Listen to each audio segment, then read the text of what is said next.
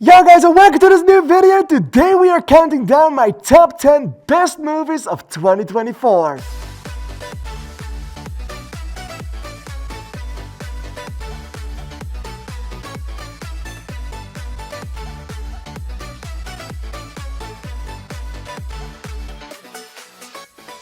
I am very sorry, but considering this list, I thought this would be a fitting approach to start this video. I'm not gonna do the entire video like this because the audio will be awful, but I just wanted to show you off what I just got. Alright, but on a serious note, a new year has ended for Sventastic and for everyone else because 2024 is officially done, and together we watched a lot of movies. I didn't know or don't remember how many movies I watched in 2023 to one and go on, but this year I watched a total of 144 new movies considering for 2024 considered for this list, which means that I have 10 movies that I want to share with you that I thought were the best of the best, and also 10 that were the worst of the worst, coming in a few days, maybe even tomorrow, maybe in 2 days, I don't know, don't pin me on that place. But today we're gonna do the 10 most and best movies of this year, in my personal opinion. And remember, my list isn't the right list, it's just my list. But please share with me in the comments down below your personal favorite list of 2024. I am very excited to hear your opinion and your personal favorites. How we're gonna do this, it's exactly the same as every year. I'm gonna give you my bottom 5 for the best, then I'm gonna give you 3 honorable mentions, then the next 4, and then 3 honorable mentions, and then my number 1 favorite movie.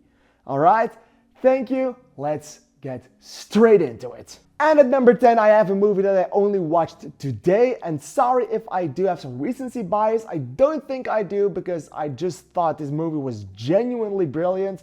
But today I watched Late Night with the Devil. The way this movie was made and this way this movie portrayed itself made me feel like we were watching a real story happening on screen, happening as a fictionalization of a real story, a real thing that happened. It's all fiction. None of this happened for real, which makes it even better. David Mazmalkian is awesome in everything he does, and I know it's a horror movie. It won't get any Oscar buzz, but if it does get into award season, I mean, this movie highly deserves it. At number 9, there's a movie I watched pretty early in the year, and it's a movie that didn't get a wide release, and it's a movie that should be talked about by everyone. The movie I'm talking of is How to Have Sex. I'm gonna be honest, I'm a man myself. I only watched the movie for the title, because the title, it called for me. The jokes for the reviews wrote themselves based on the title alone. But then I saw the movie, and whatever happened in the movie, it's something that is definitely worth watching, and even more definitely worth talking about. And I do hope the movie will get its fair share of recognition later, because it didn't have enough as I think of it right now. It deserves more, and it deserves people talking about it. It's such an intense movie to watch.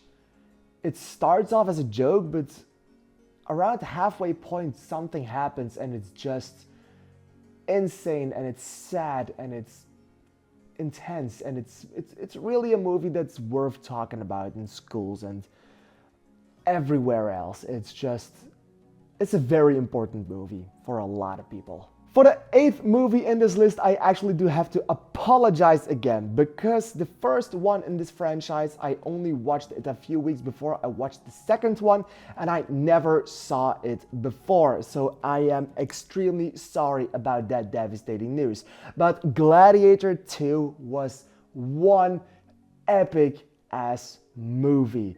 It's insane. It's epic. It has this grand epic battles. It has Rome. It has sharks in the Colosseum. It had me on the seat of my chair. It's definitely not as good as the first one, but for me as a person, it did get to that level. It's not that it's worse. It's just that it's a little bit lower than the first one, but it's still very, very good, and I was hooked onto my seat for the entire runtime. I loved Pedro Pascal. I loved Paul Mescal. Pedro Pascal, Paul Mescal. Well, awesome. But for me personally, the best thing about Gladiator 2, which bumped it up quite a few notches, is the performance of Denzel Washington. If he gets an Oscar nomination for this movie, it's highly deserved. He was awesome in this. I have never seen such a manipulative presence in one movie before, and this was awesome. Do you think it as well? Yeah, you do. Yeah, you do. And for number 7, we're gonna stay in the ranks of the erotic comedies and thrillers because I also watched Anora. And people who know my channel and know me know that I am quite a big fan of everything that Sean Baker does. And Sean Baker, when he first made The Florida Project, it was one of the first art house movies I completely fell in love to. Then I watched Red Rocket and I thought that movie was pretty damn great, but we shouldn't cheer for those guys in that movie. And then I watched Anora and I didn't even know it was his movie at first because it looked more mainstream than anything he ever did before. But then I saw the movie and I just was on the edge of my seat for the entire runtime. I laughed my ass off so much. The deeper tone in the movie is awesome. It's incredible what they put down. Mikey Madison, what she did with it, it was absolutely awesome. And I actually got her name right for once. I am good with names. That's awesome. I only knew her from Scream, and I thought that she was an odd choice for an art house movie based on that alone. And that just tells me that, well, maybe there's more than meets the eye. And Anora was one of these great examples of a movie that just completely blew me away. Harder than she blew the... Sorry. And at number 6, I have a movie that I also watched quite recently, and the most and biggest reason for that is that this movie only came out in Belgium on the 3rd of January. That probably gave it away what it was, so I'm just gonna say it. Wallace and Gromit, Vengeance Most Foul, is an incredibly charming and fun time in the movie. You have fun the entire runtime, the music, the acting, just Wallace and Gromit goofing around, the introduction of AI into this, but mostly the return of Feathers McGraw, not Pengu, but Feathers McGraw is what won me over completely, and this movie is just incredibly charming, and I loved what they did with the story. And well, it's 2024, but Wallace and Gromit certainly aren't old. But in every year's ranking, there are just a few movies that just did not quite meet the list, and these are 3 of my honorable mentions that deserved a spot on the list but just didn't get it. The first one being The Wild Robot, a charming, visually stunning and epic spectacle of a movie that made everyone in theaters cry and made a lot of tissue boxes go empty very fast. Challengers, the third and last one in a series of movies containing a lot of sex that I just thoroughly enjoyed for some reason. And this movie, it had awesome acting. The action scenes within the tennis were awesome and very well portrayed. And in Zendaya, she did a stellar job together with all the others of the cast. Twisters is the Top Gun Maverick of the Twister franchise. I never saw this movie. I never saw the first one before I watched this one. I only watched it to watch this one, and I thought it was good. I thought Top Gun was good to only have Twisters blow me away completely, which means some movies just get better using the technology of nowadays. At number 5, we have Alien Romulus, the most intense time I had in a movie, I think, in a very long time. Its third act derails a little bit considering the rest of the movie, but it's just still very awesome. I couldn't breathe for nearly 2 hours. It's awesome, it's a spectacle, it's very, very good. At number 4, I have a movie that I thought was going to be my number 1 for whenever I watched it, and when I made this list, I just couldn't do it anymore. But I loved Wicked Part 1. And one of the reasons that I actually wanted to put it at 1 for some time is because I just never thought that this movie would be as great as I thought it was. And of course, I loved this movie. It's a musical. What did I expect? I can't wait for the second one to come out, Wicked for Good, in November of 2025, and this one was awesome. It absolutely warms my heart to put the next movie on number 3 instead of the number 3 worst one, but Deadpool and Wolverine was absolutely phenomenal in every single way. And yeah, I do know there's a lot of nostalgia baits in this movie, and I do know the story isn't as strong as some other MCU projects, but this is just a movie that's made for fans by fans of the genre, and it's really, really good. It's not only the third Deadpool movie, it's definitely just a tribute to everything that happened within the X-Men and within the Marvel legacy. It's a legacy sequel that really, really pays tribute to the legacy of Marvel, far outside of the ranks of the MCU.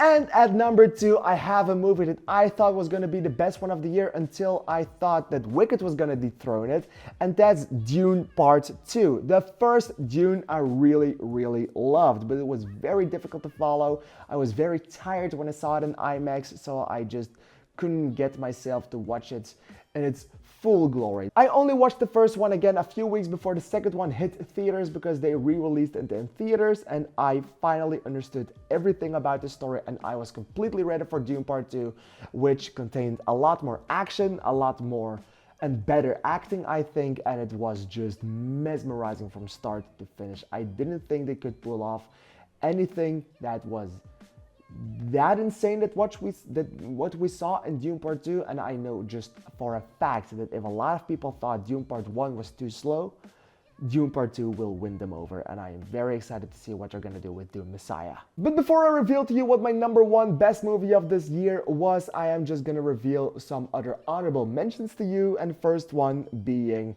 Terrifier 3. I don't know why, but this movie was more awesome than I had hopes it would be. I loved the second one. I kind of liked the first one. It was the worst one by far. Second one stepped it up quite a few notches, and the third one made it all the better. The third one is much shorter in its runtime. It's still 2 hours, but it feels more contained. The story feels more logical in a logical way. It's revolved, and it was just a fun time to watch, and I genuinely enjoyed watching this, even though that's kind of psychotic. Poor Things is another one of those movies that just took me by surprise, and I haven't let it go ever since. This one has switched up quite a few places on my list, put it up, put it down, and right now it's just on a number 12 spot on my list. I thought it was pretty damn fucking great. Emma Stone is awesome. She definitely deserved that Oscar, and everything else in this movie is just perfect in every way. I loved Poor Things. And the last honorable mention is a movie that I genuinely did not expect to be as good as it was, and that is Transformers 1. This movie just blew me away. The animation, I hated it at first, but it ended up being one of the best parts about it. The story is insane. It's the entire prequel trilogy of Star Wars mashed into one, and maybe even better than the entire Star Wars trilogy, prequel trilogy combined. The entire third act was just absolutely insane to watch, and some of these characters make some changes in their destiny, which is frightening to see. And I do hope, even though the movie flops, that it will get a sequel, because this one rightfully deserves it. But at number 1, my absolute favorite of this year, the absolute biggest banger I saw in a movie theater, has to be one of my most anticipated movies of 2024, and it is Nosferatu. This movie completely blew me away on every count. It was awesome. I only saw Nosferatu, the original 1922 movie, like 2 days before I saw Nosferatu 2024. I even watched the 1979 version of the story, and that completely blew me away. But then Robert Eggers did his thing. I'm gonna watch it again tonight because I just love it so much. This movie, it had awesome acting, an unrecognizable Bill Skarsgård, an absolutely perfect Lily Rose Depp, Willem Dafoe, Nicholas Hoult, everyone involved. Aaron Taylor Johnson did something interesting in this movie, which was definitely better than Kraven the Hunter. But this movie, considering the style, the tone, the script, the story, everything they told, it was absolutely, from start to finish, perfect. And I can't name a single flaw. Alright, that was my list, but please do remember that my list isn't the right list, so what was your list? Please let me know in the comments down below. I'm really excited to hear your top 10 movies of 2024. I want to thank you for watching, thank you for liking, commenting, and I'll see you in the next video. If you haven't subscribed to my channel, please give me a subscribe because it will definitely make your life better. If you don't like this video, don't. Alright, goodbye, thank you, I'll see you next time.